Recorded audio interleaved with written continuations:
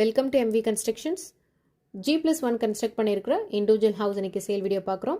North east corner property, double side road viewing இருக்குது. North ஃபேஸிங்கில் entrance construct பண்ணியிருக்கிறோம்.